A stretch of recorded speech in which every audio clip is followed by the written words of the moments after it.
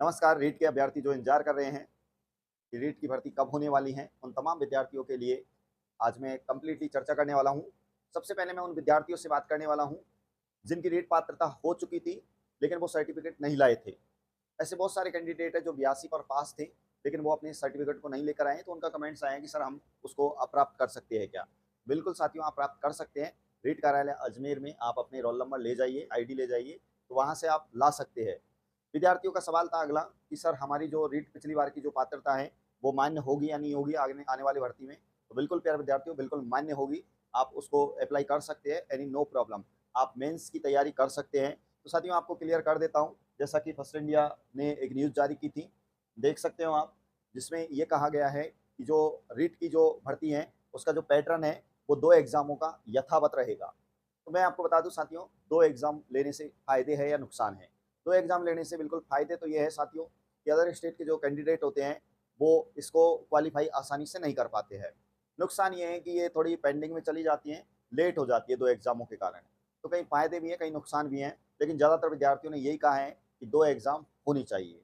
अब कुछ विद्यार्थी ये भी कह रहे हैं कि सर हमारे जो बीएसटीसी वाले जो बच्चे हैं, उनके साथ क्या होगा? उनके लिए भी कुछ बात करिए। तो साथियों, मैं बात करना चाहूँगा कि बीएसटीसी वाले जो विद्यार्थी होते हैं, उनके पास केवल एक ही ऑप्शन होता है रीट एग्ज़ाम देने का, वो भी लेवल 1 से, और उनके सामने कोई भर्ती नहीं होती है। तो ज़्यादातर जो बच्चे होते हैं, स्टूडेंट होते हैं, मेल होते हैं, उनके सामने ऐसा कोई मौका नहीं बच जाएगा। यही मौका होता है, महिलाओं को ज़्यादा बेनिफिट मिलेगा, पुरुषों को कम मिलेगा। तो उनके लिए जैसा कि आप देख रहे हो, विरोध प्रदर्शन चल रहा है, धरना भी चल रहा है, और ऐसा नहीं होना चाहिए था। सरकार ने 2 भागों में बाँट दिया। जैसे कि अ, अंग्रेज़ों ने बाँटा था हिंदू और मुसलमानों के रूप में, इसी तरीके से मेल और फीमेल के रूप में यहाँ पर सरकार ने बाँट दिया है आप लोगों को। विरोध प्रदर्शन लाज़मी है और आप कर रहे हैं।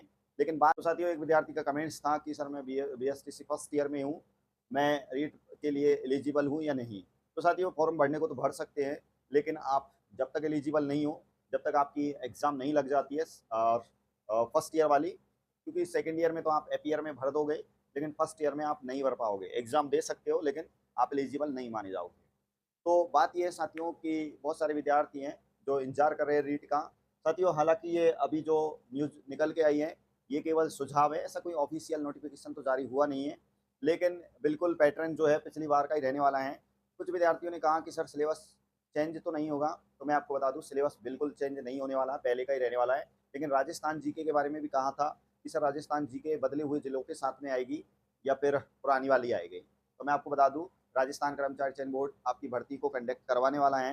वो क्लियर कट शब्दों में पहले ही कह चुके हैं कि अब जो नए ज़िले जो बने हैं, उसी के अकॉर्डिंग आगे भर्तियों में आपको सवाल देखने को मिलेंगे। तो उसी के अकॉर्डिंग आप तैयारी करें प्यारे विद्यार्थियों। और भी अगर कोई आपके रीट से संबंधित सवाल होते हैं, तो मुझे ज़रूर आप कमेंट्स के माध्यम से बता सकते हैं। जय हिंद, जय भारत।